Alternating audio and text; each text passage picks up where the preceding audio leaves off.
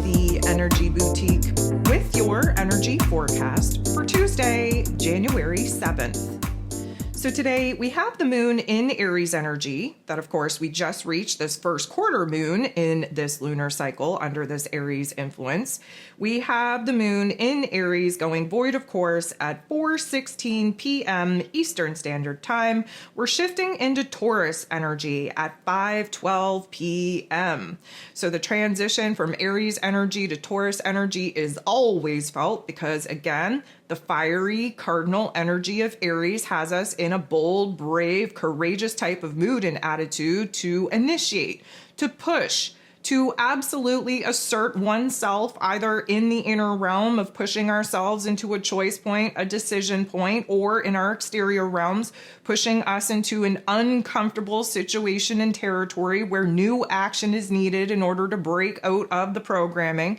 We have that forward movement, that initiating movement, kind of taking a back seat. We move into the fixed earth energy of Taurus. Fixed energy, of course, needs to slow our asses down. We have to stabilize. We have to do what needs to be done in order for us to feel safe and secure and stable, not only in our emotional realm, but in our physical realm as well. Stabilizing in this particular energy before moving on and moving forward. That earth energy, of course, is about the physical body, the physical realm. It is about slowing our roll down, especially from that pep in our step that we got with the moon in Aries. The Taurus energy needs to rely on what is tried, tested, and true, what is familiar, what is comfortable, the little things in the run of our day that not only make us really kind of renewed and refreshed, if you will, but to also kind of slow things down in order for us to tap into a visual, to allow our physical body to respond to said visual so that we can gauge whether or not we are operating from ego or our higher selves, and whether or not we are pushing towards something that makes us feel good or something that, again, is creating a lot of discomfort within us as well. Now, the Taurus energy wants us to be present in the here and now, which most people struggle with. There are going to be aspects that want us thinking very much about our future selves, and in turn, very much about our past selves and how it is that we've gotten here. And those are the aspects that tend to kind of trigger and activate a lot of insecurities, fears, doubts, anxieties, because of course, the whole mission is to be present, be in the here and now, and to really provide ourselves with safety, security, and stability here and now before moving on and moving forward.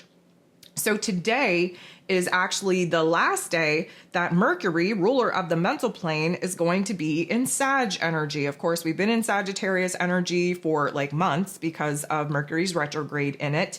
We've been all over the place. We've had some high highs, some low lows. We have new hopes, wishes, and dreams. We have a new version of ourselves, of our truth. We have a new vision of what it is that we want to manifest. We have a deeper meaning. We have a deeper purpose. We have a new want, need, and desire for an adventure, for a quest, for a new learning chapter.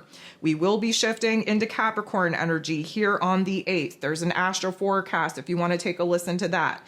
Download your January energy guide so that you can stay ahead of the game. Either way, there's going to be a major shift in our mood and our attitude and our, let's call it, focus, in our understanding, in our communication with this particular energy. But of course, we're going to be sitting at the 29th critical crisis karmic degree of Mercury in the Sag energy here today. It is going to feel very explosive, very pressurized in our headspace. If you need to go take a listen to the Ascension forecast for this week, I'm going to recommend you do that because that gives you the lay of the land, where it is that these energies are popping off and how it's actually going to manifest in our physical body and what to actually do about it. So again, another opportunity to stay ahead of the game. So there are 10 different aspects taking place here today. 8 of them are going to involve the moon. The moon, while still in this Aries energy, is first going to make a positive interaction with Uranus, followed up by a positive interaction with Neptune. So first of all, let me be very clear, there's about a 6-hour difference in between these two interactions. So the first one with Uranus, the Great Awakener, who is retrograde in Aries energy, should be highlighting for us where it is that we're holding on to the old, where we're resisting making the changes and improvements in our lives that we know that we need to make in order to break away from those particular materialistic attachments to people, places, and things. Because this is a positive interaction, there is a aha moment. There's a download. There's an epiphany. Suddenly we realize where it is that, guess what, we're our own damn problem. We're blocking the progress. And where it is that the moon in Aries, again, wanting to be bold, brave, and courageous, initiating, asserting oneself to kind of put the past behind us, Uranus's energy is giving us a huge download of information and insight that's going to change the game for us, because once you know, you can't unknow. And therefore, there's going to be this emotional aggression, if you will, to understand where it is that, guess what, you got to break out of the pattern, you got to break out of the game if you want a different result. So this is going to give us a little bit of restlessness, a little bit of a mood and attitude of rebellion, of revolution, if you will, because we need to boss up, we need to do better, we need to move on, we need to grow, we need to evolve. And that means kind of reframing why it is that we're holding on to dead weight. So 6 hours later, we have the moon in this Aries energy making the same kind of interaction, this time with Neptune. Neptune is in his rulership in this Pisces energy. It rules over our spirituality, our intuition, our dreams, our creativity, our imagination, our fantasies. And this is a beautiful interaction because emotionally speaking, we are aggressively taking the time to map out what our goals, visions, dreams actually are, where it is that we're feeling this intuitive pull, if you will, towards new projects, new people, places, and things. And of course, Neptune in that Pisces energy in these late degrees, we're trying to wrap things up emotionally and karmically speaking. And so feeding off of the earlier epiphany, if you will, of why it is that we're fearful of letting go of the people, places, and things that we've already outgrown, this is going to put into perspective where it is that we have to reframe our inner realm of emotion, our inner realm of perspective, in order to understand, again, how we're supposed to let go, release, remove a lot of the people, places, and things that don't match this new visual, this new goal, this new vision, this new dream. The moon is then going to semi-square, which creates little tension and conflict, with Jupiter, the planet of growth, expansion, beliefs, abundance, and blessings, who, of course, is retrograde, looking back, reassessing, reanalyzing, revisiting, re-editing. In this Gemini energy, old ideas, old information, old knowledge, old conversations, old tough love life lessons that, again, we have to pluck the silver linings out of. We have to highlight the pros, if you will, in order to put into practice and integrate in this present moment so that we're not repeating past patterns, past behaviors, and essentially making the same kind of mistakes over and over again. So of course, this doesn't feel good. It's not supposed to. We, instead of tapping into optimism and confidence and the want, need, and desire to grow, to evolve, suddenly we're overwhelmed by the earlier realizations of where it is that, again, we're kind of blocking our own damn path, our own damn progress. We are essentially not feeling so optimistic, not feeling so confident about our ability to actually initiate a new path, a new direction that will have us pivoting away from this egoic programming and in alignment with our higher selves. We are failing to see the challenges, the obstacles that are currently presenting as an opportunity for growth, as an opportunity for expansion. So we're getting a little bit down on ourselves. And of course, that is just not a good vibe. The moon is then going to trine, which is a beautiful interaction, with Mercury, ruler of the mental plane, who's at these final degrees of Sag energy. And of course, this interaction is taking place because the moon is nearing the final degrees of this Aries energy. And so a trine also suggests that we're dealing with like-minded elements. This is fire on fire. Fire, first of all, helps us to burn away the junk and the gunk in our emotional and mental realms, then kind of reignites a new fire, spark, and flame of passion, of excitement, of creativity, and puts us in a situation to take action upon or assert oneself, even in our inner realm, to move through the heavier thoughts, the heavier emotions that, of course, are preventing the kind of progress that we're currently craving. So the moon being our heart space and Mercury being our head space, they're on the same page. They're working together. We know through the emotions that the moon in Aries is giving us that unless we blaze a brand new path forward, we're just going to be repeating similar situations of the past. Mercury in the Sag energy is looking at all the options that is now presenting upon the horizon for us to do things differently, for us to see things differently, communicate ourselves differently, align with experiences differently. And therefore, because the Sag energy is very much hopeful, wishful kind of dreaminess, this is a good energy, a good interaction for our heart to head to be on the same page so that we can understand what we have to take action upon, what we have to initiate, what we have to begin in order to get, again, the desired outcome. 4:16 p.m. Eastern Standard Time, the moon in Aries is going to get into the boxing ring, square off with Mars. So Mars is the god of war, ruling over our physical energy, our drive, our passion, our desires, even our anger. Mars rules over the Aries energy that the moon is in, and Mars just retrograded back into the 29th critical crisis karmic degree of Cancer energy here yesterday. If you haven't taken the time to listen to that astro forecast, I'm going to recommend you do so. Bust out that January energy guide. We're going to be retracing our steps from some situations and circumstances that popped off in October and November of 2024 as Mars goes back to that 17th degree. We get this square because Aries energy and Cancer energy are both cardinal energies. They're both at the final degrees. There's a major mastery point taking place here where a certain death is needed in order for us to evolve, to grow, to actually move on. And of course, the moon getting into the boxing ring and squaring off with the god of war, who is restless as F because his ass is sat on the bench instead of being an active participant in the external realm. This is going to manifest some anger, some frustration, some, let's call it immature tantrums as well. And of course, that's never feeling good, never creating a situation and a circumstance that is going to kind of, push us into the good. It's going to highlight where we're kind of gaining a lot more resistance to breaking off and doing things differently. And therefore, the foundation, Cancer energy, needs to be restructured in a way that, again, we have a lot more power and control over our thoughts, over our emotions, over our actions, over the foundation, the structure of our physical realms before we go ahead and start changing things up too fast. There's a lot of aggravation. There's a lot of impulsivity. We want to go way faster and see way more progress than we should be actually expecting at this time. Because again, we're in a death and decay chapter, not a growth and evolution chapter.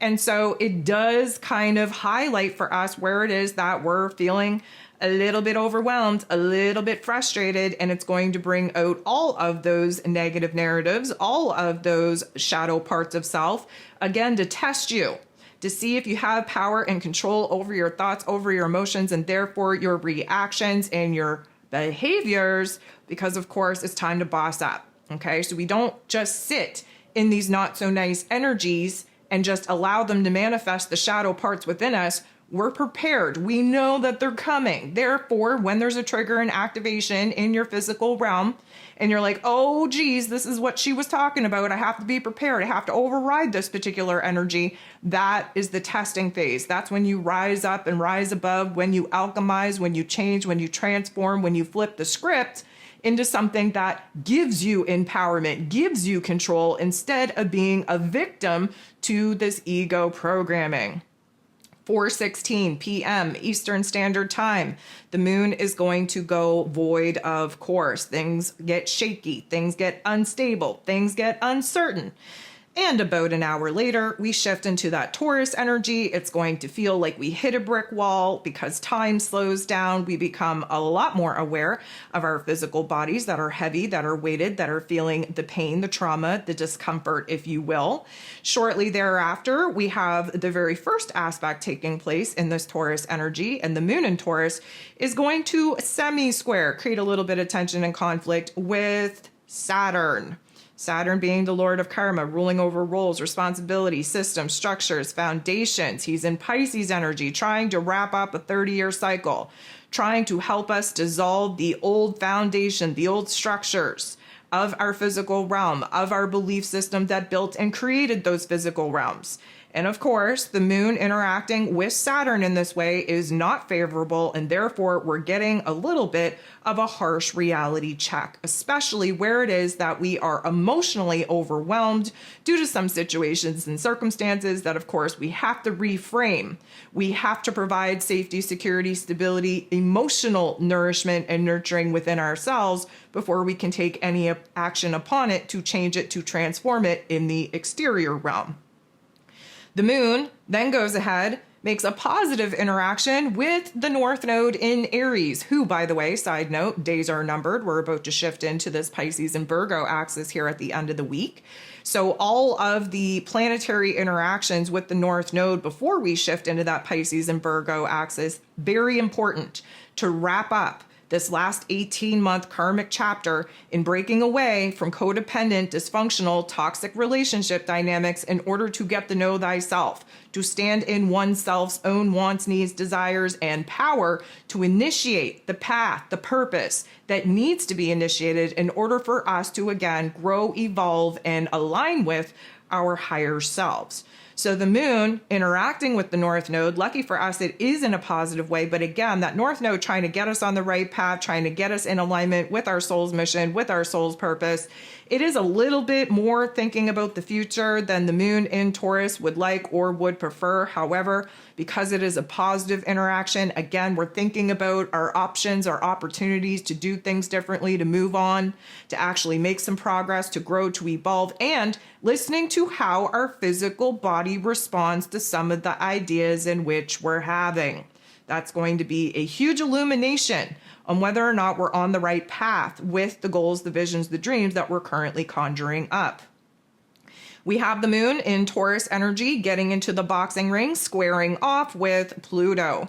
Pluto is in Aquarius energy. We have Taurus energy being a fixed earth sign. We have Aquarius energy as a fixed air sign. Earth and air are the furthest elements apart. They're the hardest ones to kind of get on the same page with. The square is highlighting for us where we're going through some growing pains. Pluto is highlighting for us where a major change, transformation, boss up energy is needed, especially in our emotional realm. And this particular interaction is going to highlight for us where it is that we're resisting the changes that we know that we need to make in order to make the improvements that we know that we have to make in order to break free from the physical realm and reality that, of course, is a little bit claustrophobic, is a little bit, I'm going to say, making us feel like we're kind of trapped. Of course, that fixed earth energy doesn't want to change anything. Even though we've been praying for change, the fixed earth energy wants to buckle down, double down on staying in the rut, creating this, let's call it prison-like cubicle for us to be living in, praying for things to get better, but doing nothing about it. The Aquarius energy that Pluto's currently in, trying to break us out of that ego programming, trying to break us out of the constructs, the limitations, the restrictions that we ourselves had built for ourselves. Again, first to protect and guard ourselves, but eventually has turned into a prison, limiting us from going out in the world, making the kind of connections, creating the kind of experiences that we 100% want, that we desire, but we can't seem to get out of our own damn way in order to allow it to happen. We then have Mercury, ruler of the mental plane, in these final degrees of Sagittarius energy, making a very, very harsh, super not good interaction with Mars, the god of war, who is retrograde in this Cancer energy. They're both at the final degrees of the energy in which they're in. And of course, this does not feel good because it's a mastery degree, a death degree, a critical crisis, karmic degree. And this is going to kind of bring up the earlier aggravation, the frustration, the anger that we were sitting in. This is going to highlight for us where it is, again, that we're hella impatient, that we just want to take action for the sake of seeing some progress when realistically we don't really have a logical, practical plan in place. And because we're rushing through things and Mercury rules over our headspace and we're still in this ADHD squirrel brain energy, there's going to be an option and an opportunity for us to mess things up, especially in our communication styles, that going to create a mess, going to create a situation and a circumstance that you're going to try and clean up that probably you can't clean up fully, because once you say certain things out loud, you can't unhear them. And other people can't unhear them as well. And because there is no filter with Mercury and Sagittarius energy, because Mars is retrograde in Cancer energy, hella defensive, hella protective, and definitely tapping into this repressed anger situation, there's going to be an inclination where we don't want to listen to other people, where we don't even, take the time to formulate our own thoughts, where we're verbal vomiting, we're interrupting other people, we're making assumptions that aren't even based in reality. This is not a good day, nor a good energy to have any kind of important talks, especially where relationships and connections and familial matters are concerned. Not a good day to be making any kind of important decisions or commitments in any kind of way. Not a great day to be out in the world doing things without consciously kind of thinking about putting them through a filter first. Of course, we lack the filter with Mercury in that Sagittarius energy. We're hella impatient, super defensive with Mars in that Cancer energy. And so again, recipe for disaster if you are not exercising the control over your mental plane, over your emotions, and therefore over your actions. This is going to be a major test in whether or not you are actually in power and control over your own damn self. And again, if you keep failing and allowing these not so nice energies to manifest in the shadow aspect, you are not being gifted with the creator abilities. You're not bringing them online. You will not be creating your own reality. You are going to be subject to playing a part in other people's reality because they have more power and control over their damn selves than you do over your own damn self. So again, we're being tested in big ways here. We're in the year of 9. If you need a refresher on what this year is going to be, take a listen to that 2025 year ahead energy overview. The last thing that we got going on here today, we have Mercury at the final degree of the Sagittarius energy. Again, this time we're lucky. We get a positive interaction, and this positive interaction is with Uranus, who is retrograde in Taurus energy. So first of all, I think the most important thing to understand is Uranus rules over the highest form of our intelligence, meaning the connection that we have with the highest realms of intelligence that downloads us with insight, downloads us with epiphanies, with, let's call it, spontaneous insight that helps us kind of shift our mood and our attitude here in the physical realm. Mercury rules over the lower level of our intellect that is very connected to the egoic programming, very dependent on this physical realm, taking, stock of this physical realm, forming thoughts and opinions about this physical realm, and depending on your inner dialogue, your inner narrative, your perspective, your mental health. Again, you can either create a beautiful option and opportunity that presents itself here in the physical realm for growth and for evolution, or you're going to see where you feel trapped, where it is that you're banging your head against the wall, where it is that you're repeating same patterns and behaviors, and therefore, have you really learned anything? That is the question. So we do have this beautiful interaction where our highest intellect and our lowest intellect get a brief window of communication, meaning we're able to understand complex downloads. We're able to understand new intuitive insights coming from that Uranian energy, specifically on where it is that we have to let go from people, places, and things in our physical realm that aren't for us, that we have outgrown, that we're no longer resonating with. That's what Uranus is retrograde in Taurus energy is all about. In order for us to align with the desired outcome of these new hopes, wishes, and dreams. That's what Mercury and Sag is all about. Having this new hope, wish, and dream for a big, great, grand vision of the future.